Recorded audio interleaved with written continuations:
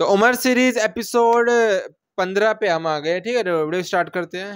मुझे पनाह दे दो, मैं बचकर आ गया। मतलब उमर, तुम्हारे आने से पहले ही हमारे बीच मुआहदा हो चुका है। या माशअल मुस्लिमीन, मुझे वापस इन मुशरिकीन के पास लौटाया जा रहा है। मेरी मदद करो। रुक जाओ अबू जंदल। रसूल अल्लाह के हुक्म से हमारे और इन लोगों के बीच में सुलह का मुआहदा हुआ है। यही तो बात है। और अब हम उसके खिलाफ नहीं जा सकते। हालांकि उन्होंने मुझे खुशखबरी देने को भी कहा है कि मैं आपको बता दूं। सब्र रखें अबू जंदल, अल्लाह आपके लिए जरूर कोई रास्ता निकाल लेगा। सब्र रखें अबू जंदल।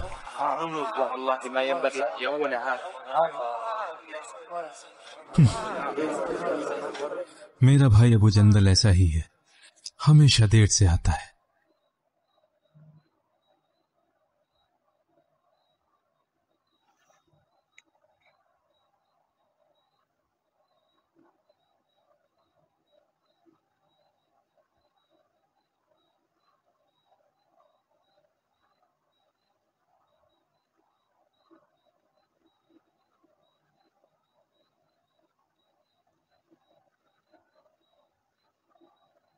ले जाओ इसे, अब इसकी कोई जरूरत नहीं है।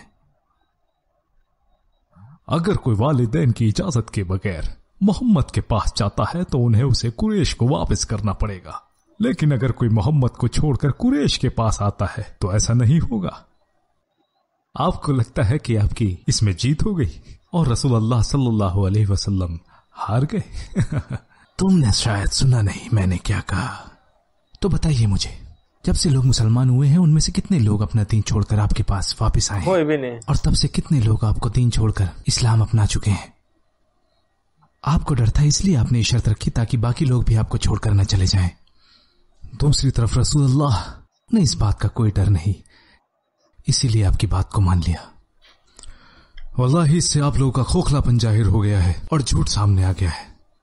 और दूसरी तरफ रसूलुल्लाह ने जो हक हमें सिखाया है उस पर हमारे यकीन और बढ़ गया है। इससे कम से कम उन सहाबाओं की तादाद तो न बढ़ेगी जो हमारे बीच से है। अगर इस शर्त की वजह से अगर रसूलुल्लाह से लोग नहीं जुड़ेंगे तो इसका ये मतलब नहीं कि वो इस्लाम भी ना अपनाएंगे, और थोड़े समय में ही उनकी तादाद इस शहर में बढ़ती जाएगी। और वो दिन दूर नहीं जब मुसलमान अंदर और बाहर दोनों तरफ से दाखिल होंगे और आप महसूस करोगे कि मक्का आपके लिए तंग हो गया है। मैं उस दिन का इंतजार करूंगा सुहेल इब्न अम्र।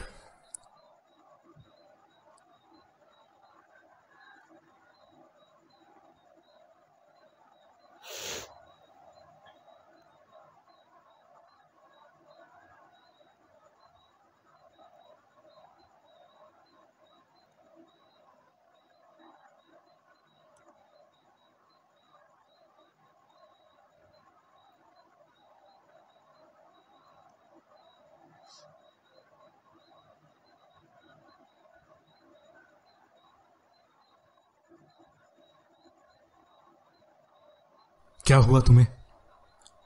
क्या दिखता नहीं कि हमने तुम लोगों की बेड़ियां खोल दी हैं? या तुम इसके आदी हो गए हो? तो क्या हम बाहर जा सकते हैं?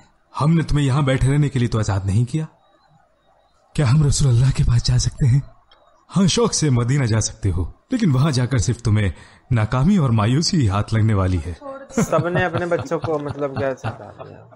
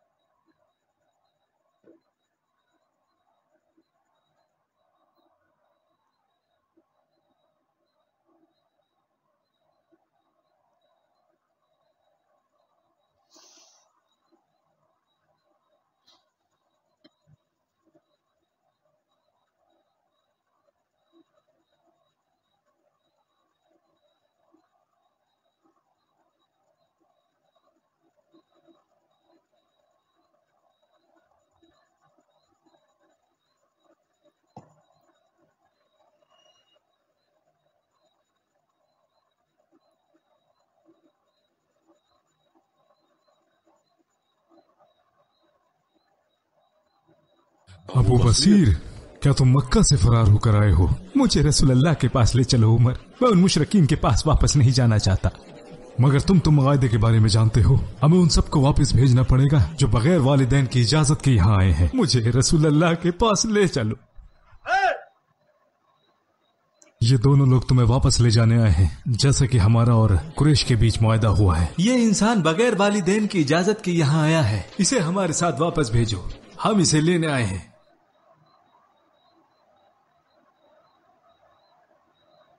कैसा कैसा मतलब टाइम देखना पड़ा है।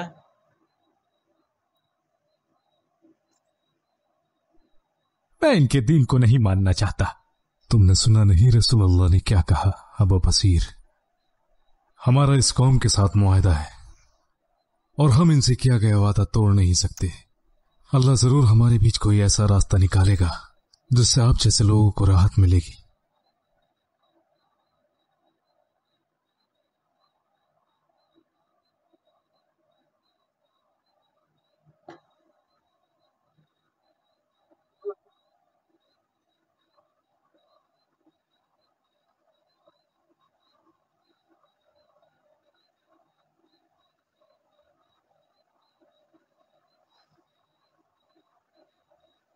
इंतजार कर रहे लग रहा है।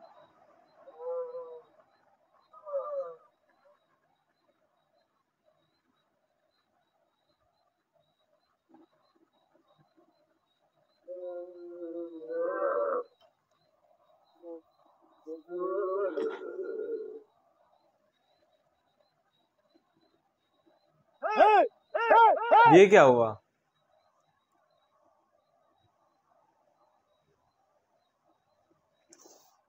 वापिस आ गया वो।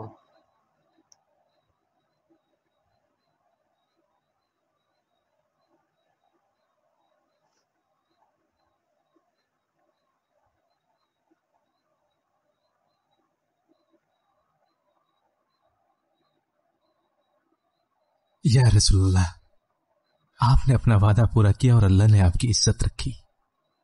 आपने मुझे मेरी कौम के हवाले किया और मैं वहां से बचकर निकल आया।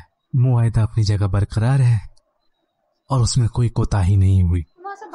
लेकिन मेरे और मेरे जैसे लोगों का कुरैश के साथ कोई मुआहदा नहीं है। अब मैं साहिल की तरह आजाद हूं और अब वो करूंगा जिसे देखकर कुरैश नाखुश हो जाएंगे। अब मजलूमों को भी अपनी ताकत दिखाने का वक्त आ गया है। मतलब क्या हुआ, मेरे को थोड़ा बताना, हमें समझ में नहीं आया। वापिस तो वो चले गए ना?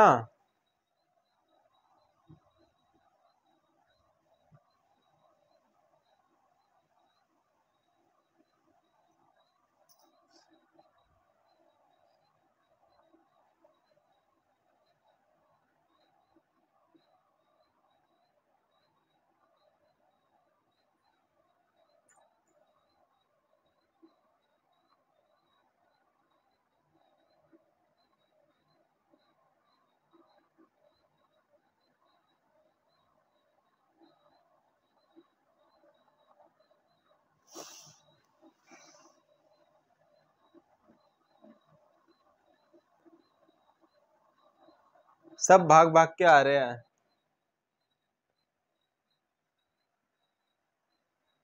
आखिरकार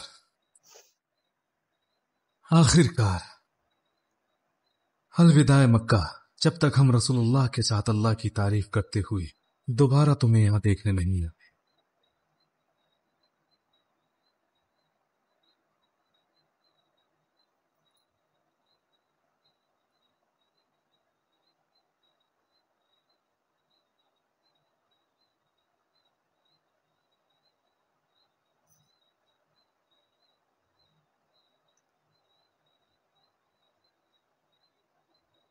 السلام عليكم.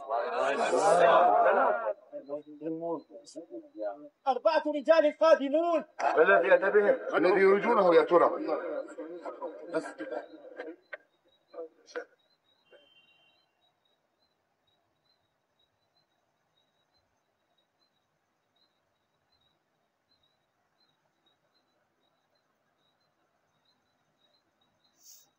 السلام عليكم.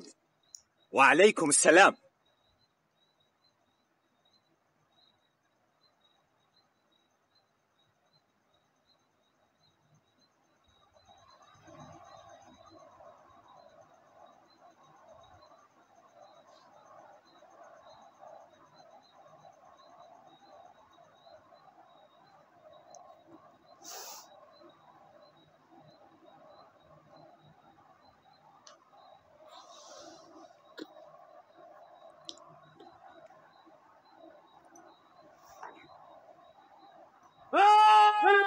ये जंग क्यों हो रही है मेरे को बताना एक बार। ये वाली जंग समझ में नहीं आ रही है ना।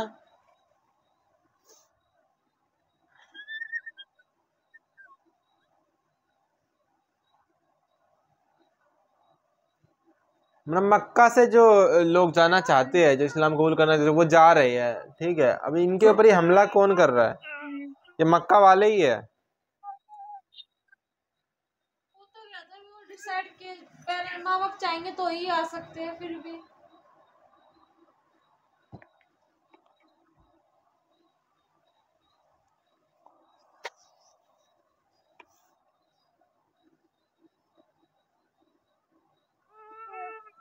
ओ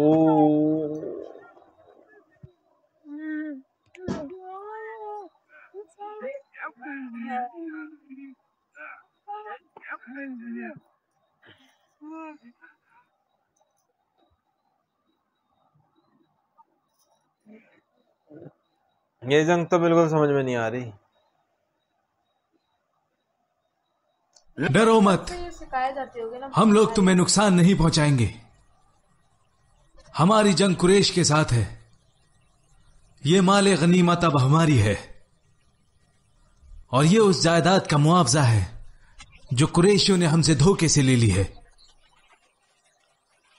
ये ऊंट तुम्हें मक्का वापस ले जाएंगे, और दोबारा इस बात का ख्याल रखना जीत गए। कि हमें अच्छा। कुरैश के कारवां के साथ ना दिखो।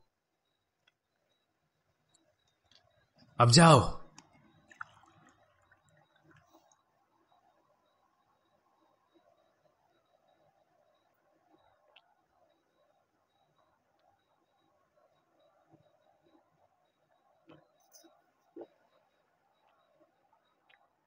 आपका बेटा अबा यजीद, आपका बेटा भी इनमें शामिल है। तुम मेरे बेटे पर ही क्यों इल्जाम लगाते हो? वहाँ और भी तो है। हाँ, लेकिन वो सुहेल इब्ने अम्र का बेटा है। और अलवलीद इब्न अलवलीद, खालिद का भाई, वलीद, वयाश इब्न रबिया, और सलामा इब्न हिशाम, इक्रिमा के चचा। क्या है बुरे चचा है? तुमने उन्हें आजाद ही क्यों किया? हमें तो लगा था जो शर्तें हमने मोहम्मद के साथ की है उससे हमें फायदा होगा। वो शर्त, हमें लगा कि इससे उन्हें नुकसान होगा। हमें लगा अबा यजीद ने अपने दिमाग का इस्तेमाल करके वो काम कर डाला जो आज तक कोई मोहम्मद के खिलाफ ना कर सका। मगर हमें क्या पता था कि वो शर्तें हमारे ही खिलाफ हो जाएंगी, और अगर यही हाल रहा तो हमारा कारोबार बर्बाद हो जाएगा। वो कहेगा मैंने अपना वादा निभाया, मगर ये लोग मेरे अख्तियार में नहीं है। बिल्कुल कंट्रोल में थोड़ी ना है। हम खुद को क्यों जिम्मेदार जो ठहराते हैं? छोड़ रहा है इससे घर बचने उसका का क्या कोई करे? तो रास्ता होगा। क्यों ना फौज भेजकर उन्हें बंदी बना ले?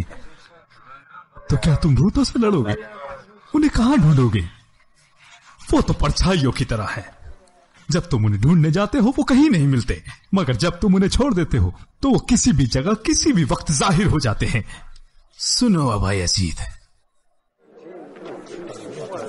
तुम्हारी वजह से हम इस हाल में हैं, क्योंकि तुमने ही वो शर्त लगाई थी, और अब तुम ही हमें इससे बाहर निकालो।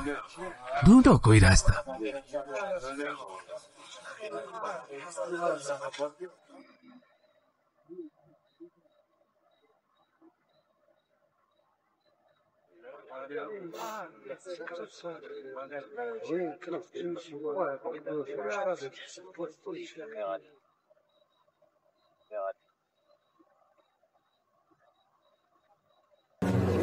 आपको लगता है कि आपकी इसमें जीत हो गई और रसूलुल्लाह सल्लल्लाहु अलैहि वसल्लम हार गए?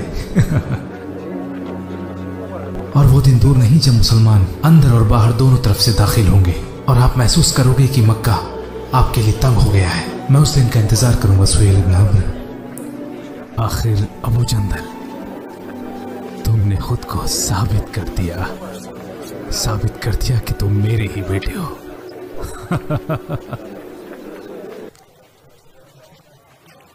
तुम गम मनाने की जगह हंस रहे हो? अलवलीद मेरा भाई, मैंने कभी ना सोचा था कि वो इतना जाबाज निकलेगा। या वल्लाही मुझे उस पर शर्म आनी चाहिए थी, लेकिन मैं उस पर फख्र करता हूँ। मगर ये कैसे हो सकता है? होता है।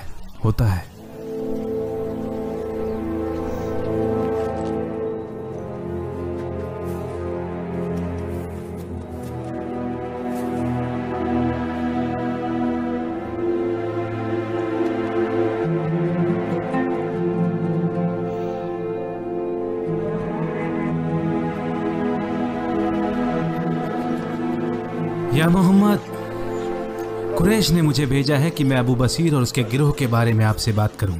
वो लोग हमारी परेशानी का सबब बन चुके हैं और वो हमारा कारवां भी लूट लेते हैं। हुदैबिया में जो करार हुआ था उसके हिसाब से जो कोई भी अपने वालिदैन की इजाज़त के बिना आपके पास आएगा आप उसे वापस कर देंगे, मगर अब कुरैश इस शर्त को हटाने की ख्वाहिश रखते हैं और गुजारिश करते हैं कि इस ग्रोह को आप अपने निगहबानी में रख लें और अपनी कौम के साथ शुमार कर लें। हमें इनकी कोई ज़रूरत नहीं है।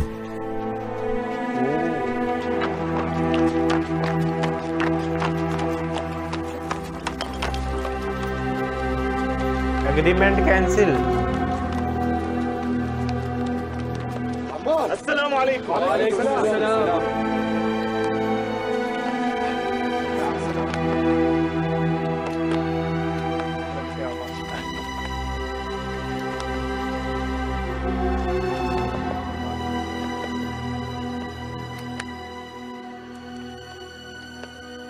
रसूल अल्लाह ने आपको सलाम भेजा है और मदीना आने का पैगाम भी दिया है, जहां आप लोग उनके साथ रहेंगे। कुरैशियों ने जो शर्त रसूल अल्लाह के सामने रखी थी उसको हटा लेने की उन्होंने गुजारिश की है।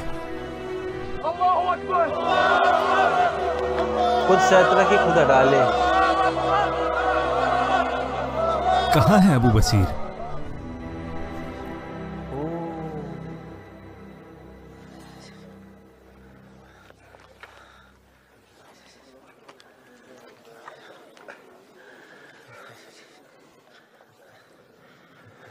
काफी दिनों से आपकी हालत ऐसी ही है।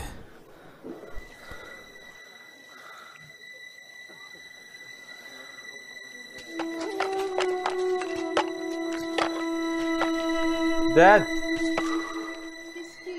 वो भी जो लेटे हुए थे उनकी डेथ हो गई। और वो मुसलमान होके मरे या नहीं होके मरे मेरे को बताना। कबूल कर लिया था कि मन मन में शायद कर लिया होगा उन्होंने कबूल। ये तो सीधा पत्थर है।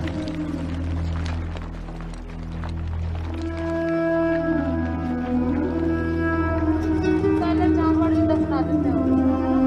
अभी भी कहीं भी रखना तो उसमें क्या है।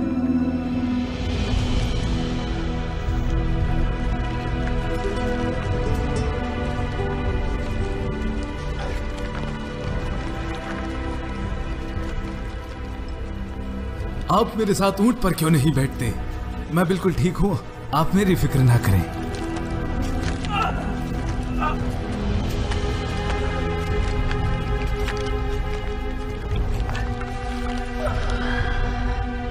देखा, मैंने कहा था ना कि मेरे साथ ऊंट पर बैठ जाएं। आप ज्यादा दूर अब चल भी नहीं सकते।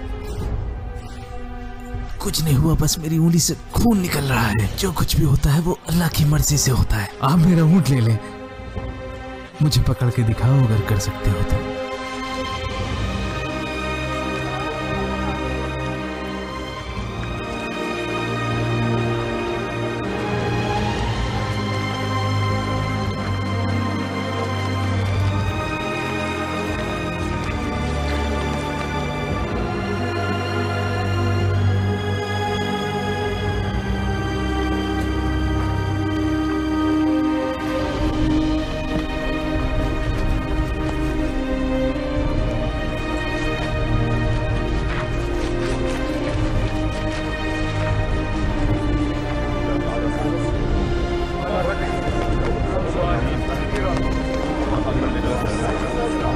भाई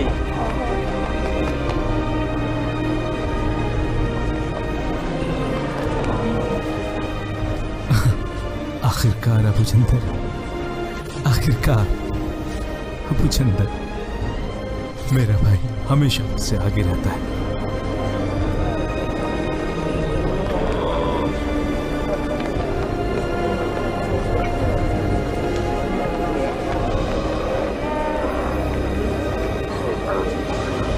अब क्या कहते हो उमर? अस्तगफिरुल्लाह, अस्तगफिरुल्लाह। अल्लाह और उसके रसूल बेहतर जानते हैं, अल्लाह और उसके रसूल ही बेहतर जानते हैं। आपने वाकई मुझसे ज्यादा अक्लमंदी दिखाई कि जो अल्लाह के रसूल ने कहा है, क्योंकि उन पर वही की मदद होती है जो हमें दिखाई नहीं देती। मुझे गुस्सा आ गया और रसूल अल्लाह के फैसले पर तनकीद कर बैठा। क्या किया उमर? कैसे ये गुनाह माफ होगा? ज्यादा न सोचो उमर, आपने रसूलुल्लाह पर तनकीद नहीं की है, आपने तो अल्लाह और उसके रसूल की खातिर गुस्सा किया था। हालांकि आप गलती पर थे और रसूलुल्लाह भी आपसे खफा नहीं थे, क्योंकि वो जानते हैं आमाल का दारोमदार नियत से पता चलता है, और हमारे फैसले वैसे भी मशवरों पर होते हैं जिसका अल्लाह ने अपने रसूल को हुक्म दिया है। आपके गुस्से के पीछे भलाई ही छिपी थी, और आपने भी एग्रीमेंट के लिए गुस्सा किया था, वो वाली बात हो रही है, बता रहा हूं। हमेशा सच बोलने वाले, और आप अल फारूक सच और झूठ में फर्क करने वाले।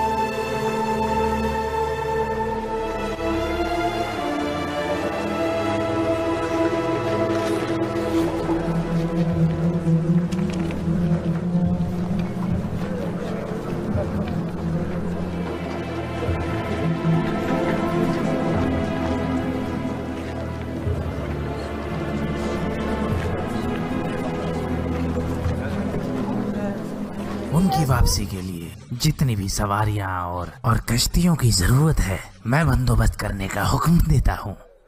हमें उनके जाने का बड़ा अफसोस रहेगा, क्योंकि हमारे साथ यहाँ उन्होंने काफी वक्त गुजारा है। अय्युहल मलिक, अल्लाह आपको जज़ाए खैर दे। जैसा रसूलुल्लाह को आपसे उम्मीद थी, आपने अपना जिम्मा पूरा किया। अब हमें इजाजत दें।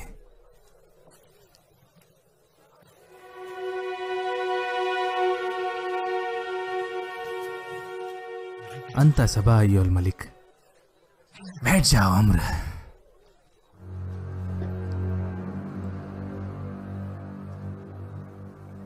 ये जो आदमी अभी यहाँ से गया है अय्युहल मलिक, क्या हुआ? वो मोहम्मद का एक सहाबी है। हाँ, जाफर और उसके साथी। उसको नबी ने अपने साथियों के सिलसिले में यहाँ भेजा था, जो यहाँ ठहरे हुए हैं। क्या वो लोग वापस जा रहे हैं?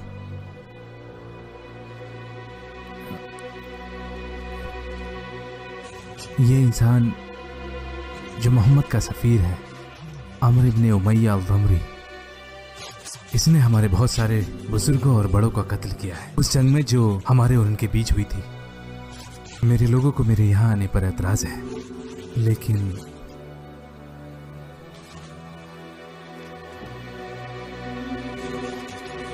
अगर आप इस इंसान को मेरे हवाले कर दें तो अपने लोगों के कत्ल के बदले में मैं इसका कत्ल कर दूंगा। हो सकता है इसके एवज में मेरे लोग मुझे माफ कर दें। माफ कर दें सैयदी, वल्लाही मेरा इरादा आपको नाराज करने का हरगिज ना था, वरना मैं कभी ऐसी बात ना कहता। जो फरिश्ता मूसा पर वही लाता था, वही रसूल पर वही लाता है, और तुम मुझसे उसी का सफीर मांग रहे हो कत्ल के वास्ते। क्या हुआ, तुम दिमाग से फिर गए हो? क्या ऐसा ही है अय्युहल मलिक?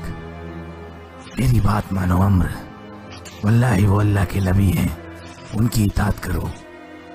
वो अपने मुखालिफों पर फतेह पाएंगे, जिस तरह मूसा ने फिरौन और उसके लश्कर पर फतेह पाई थी। क्या उनकी जगह पर आप इस्लाम में मेरी बैत कबूल करेंगे? ओह,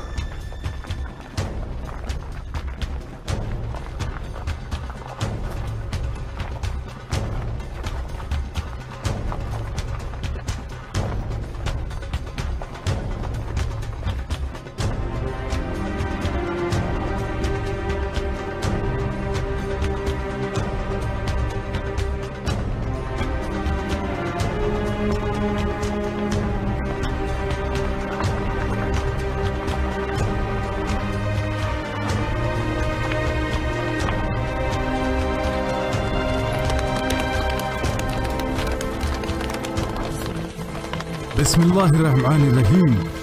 मोहम्मद रसूलुल्लाह की तरफ से किसरा फारस के बादशाह के नाम, उस शख्स पर सलामती हो जो हक के रास्ते पर है और अल्लाह और उसके रसूल पर ईमान लाता हो, और जो गवाही दे कि अल्लाह के सिवा कोई माबूद नहीं। मुझे सारी उम्मत को खबरदार करने के लिए भेजा गया है, और मैं आपको इस्लाम की दावत देता हूँ। इनकार करने पर सारे मजूसियों का गुनाह आपके सिर पर होगा। इनकार करने पे मतलब क्या होगा? मतलब अगर दावत को इनकार करते तो उसके लिए मतलब कोई कुछ है?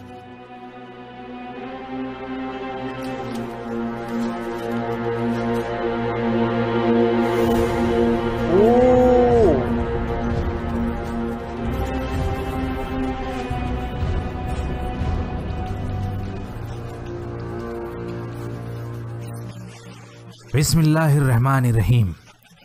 मोहम्मद रसूलुल्लाह की तरफ से नजाशी हबशा के बादशाह के नाम, आप पर सलामती हो।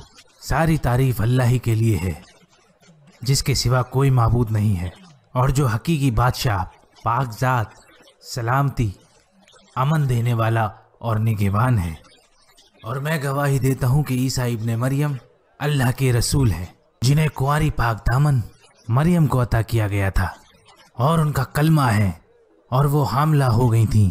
उनको अल्लाह ने अपनी रूह से पैदा किया, जिस तरह आदम को अपने हाथों से पैदा किया था। मैं आपको एक अल्लाह की दावत देता हूँ जिसका कोई शरीक नहीं है, और उसकी इताअत करते हुए मुझ पर और मेरी किताब पर ईमान ले आओ, क्योंकि मैं अल्लाह का रसूल हूँ, और मैं आपको और आपके लोगों को उस एक खुदा की तरफ रुजू करता हूँ।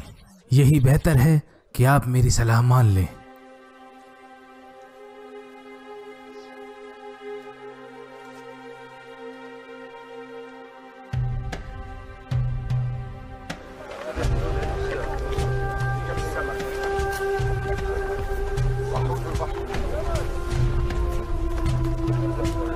अब अंग्रेज आ गए। कौन है तुम्हारा सरदार? अपने कुछ लोगों को साथ लो और मेरे साथ आओ। कहाँ? लेकिन हमारी क्या गलती है? ये रूस वाले थे, जैसा कौन कहा थे? है वैसा करो। रशिया। और मेरा सामान? जो बाकी लोग यहाँ मौजूद हैं उनके हवाले कर दो। अब चलो मेरे साथ। नेपोलियन चंगेजी।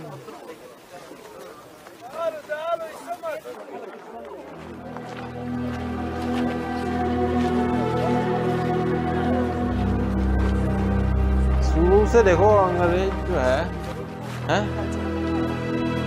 गजब।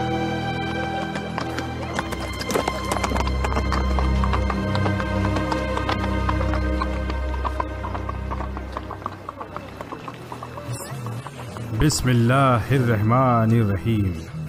मोहम्मद रसूलुल्लाह की तरफ से मिकौकिस मिस्र के बादशाह के नाम, मिस्र के पास आप पर सलामती हो, और मैं आपको इस्लाम की दावत पेश करता हूँ।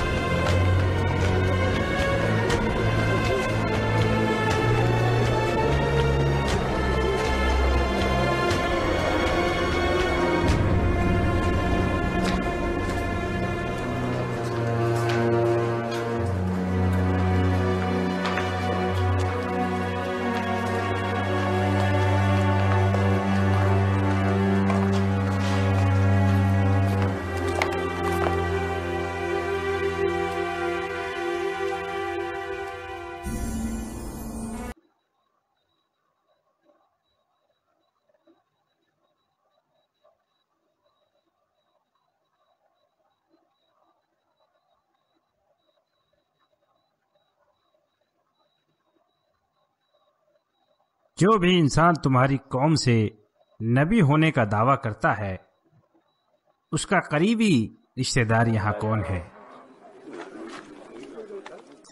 मैं उनका करीबी रिश्तेदार हूँ।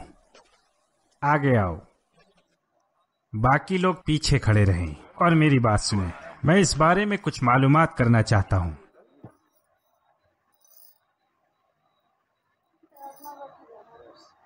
अगर ये इंसान झूठ बोलता है तो तुम लोग मुझे बताओ कि ये झूठ बोल रहा है। इसका नसब कैसा है? वो आला नसब का है। क्या तुम में से पहले कभी किसी ने ऐसा दावा किया? नहीं। क्या इसके खानदान से कोई बादशाह रहा है? नहीं। जो लोग इस पर ईमान लाते हैं वो मालदार हैं या गरीब? ज्यादातर गरीब लोग हैं। उनकी तादाद बढ़ रही है या घट रही है? बढ़ रही है। क्या कोई इंसान ईमान लाने के बाद उसके दीन से पलटा है? नहीं नहीं। क्या इस दावे से पहले कभी उसने झूठ बोला है? नहीं। क्या उसने कभी किसी को धोखा दिया है? नहीं। लेकिन अभी हमने उनके साथ सुलह का मुआहदा किया है, ना मालूम वो कब तक चलेगा।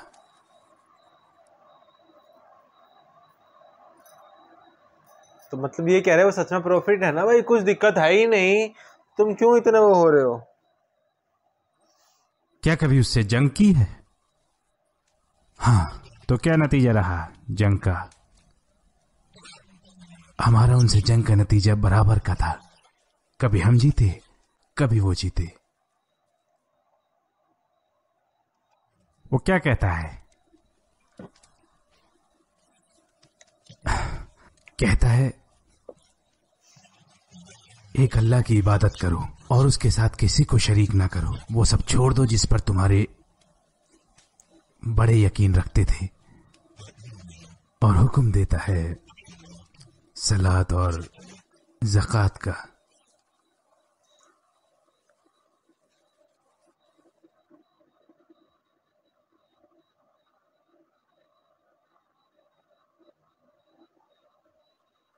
तुमने कहा वो आला खानदान से है, तो सारे रसूल अपनी कौम के अच्छे खानदान से होते हैं। तुमने कहा कि इससे पहले किसी ने ऐसा दावा नहीं किया, इसका मतलब वो किसी की तकलीद नहीं कर रहा है। तकलीद में कॉपी? उसके खानदान से कोई बादशाह नहीं गुजरा, इसका मतलब है कि वो किसी बादशाहत का तलबगार नहीं है।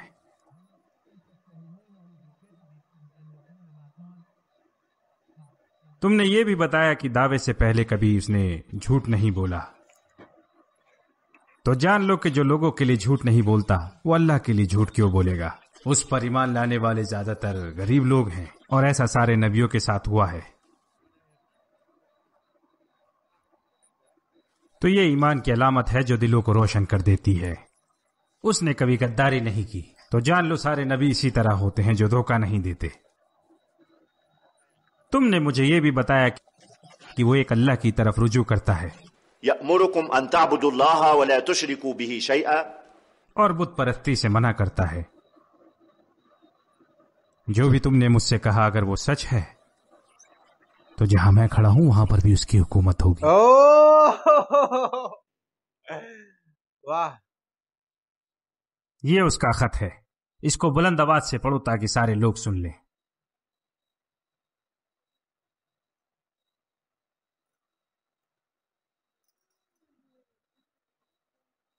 बिस्मिल्लाहिर्रहमानिर्रहीम। मोहम्मद रसूलुल्लाह की तरफ से हरकुलिस रोम के बादशाह के नाम, उस पर सलामती हो जो सही रास्ते पर चलता है। इसके अलावा मैं आपको इस्लाम की दावत देता हूं, इसको तस्लीम करो और अल्लाह आपको इसका दोगुना अजर देगा। इनकार की सूरत में सारे रोमियों का गुनाह आपके सर होगा। उसने सारे बादशाहों को खतूत भेजे हैं, जबकि उनके साथ हमारा मामला अभी तक पूरी तरीके से किसी नतीजे पर नहीं पहुंचा। वो कोई ख्वाब देख रहा है।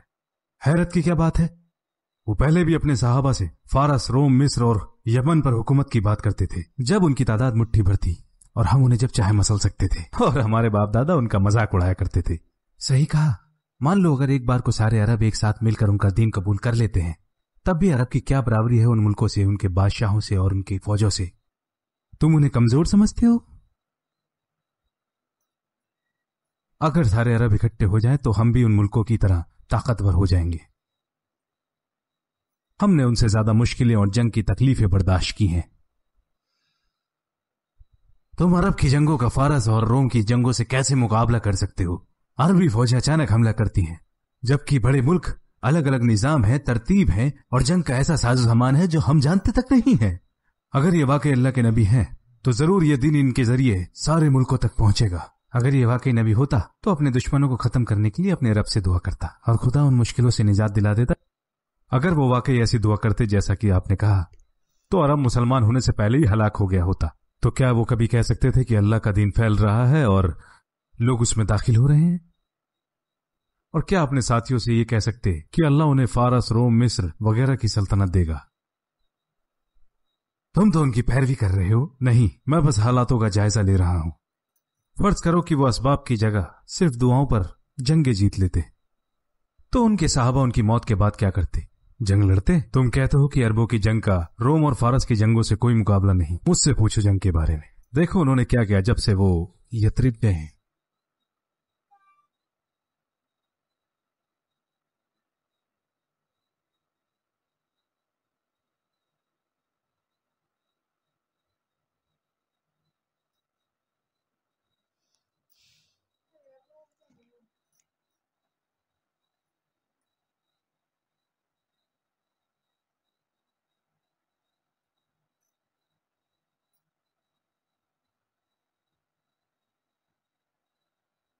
अच्छा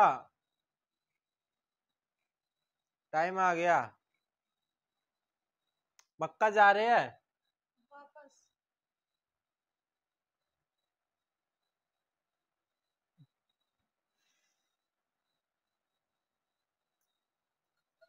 एक साल गुजर गया मतलब।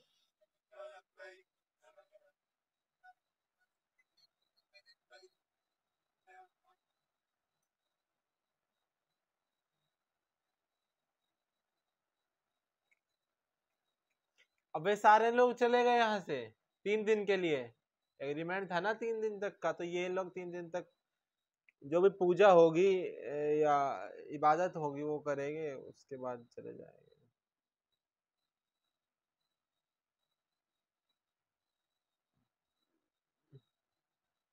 बिना तलवार के, बिना किसी असले के आए हैं।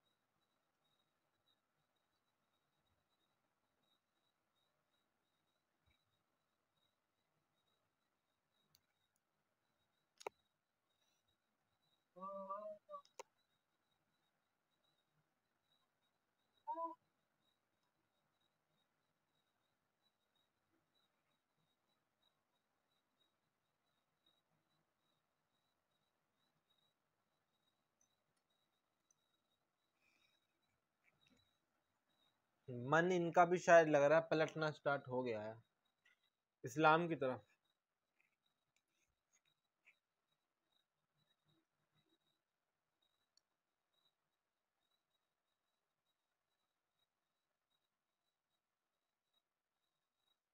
वे लोग सोच रहे थे कि एग्रीमेंट, हम भी सोच रहे थे कि 1 साल तक मतलब कैसे जो जितने लोग हैं वो इस्लाम कबूल करना चाहते हैं कैसे वे लोग दूर रहेंगे, ठीक है।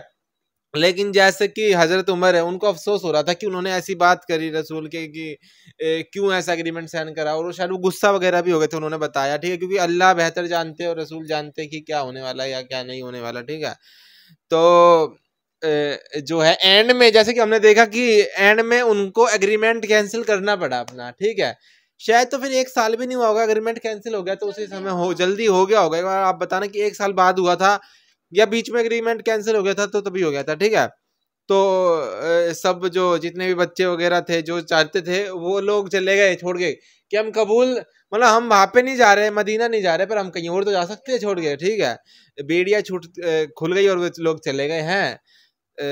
तो मेरे को ये बताना कि 3 दिन का था ना, कि 3 दिन तक वो रह सकते हैं, तो 3 दिन का कुछ होता है मतलब ऐसा कुछ कि 3 दिन तक करना होता है, मेरे को वो चीज बताना, ठीक है। तो मिलते हैं नेक्स्ट वीडियो में, अब देखते हैं अब आगे क्या होता है। और कंप्लीटली जो है क्या फतेह मक्का बोलते, क्या बोलते हैं, कंप्लीटली जो है मदीना से मक्का जाते हैं या क्या होता है, ठीक है। तो और सारे जो राजा है ये देख रहे हो हैं, वो दुश्मन भी जाके तारीफ कर रहा है, कभी झूठ बोला नहीं, कभी नहीं झूठ बोला कभी वो हारे कह रहे, कभी वो जीते, कभी हम जीते, कभी है अमीर लोग कबूल कर रहे हैं, गरीब कर रहे हैं, ज्यादातर गरीब लोग कबूल कर रहे हैं उनके कोई राजा था, दुश्मन भी झूठ नहीं बोल सकते उनके बारे में या कुछ गलत नहीं बोल सकते, ठीक है। तो ऐसी इमेज बनाई हुई है उन्होंने अपनी, या ऐसे वो खुद है। हाँ, तो मिलते नेक्स्ट वीडियो में, बाय।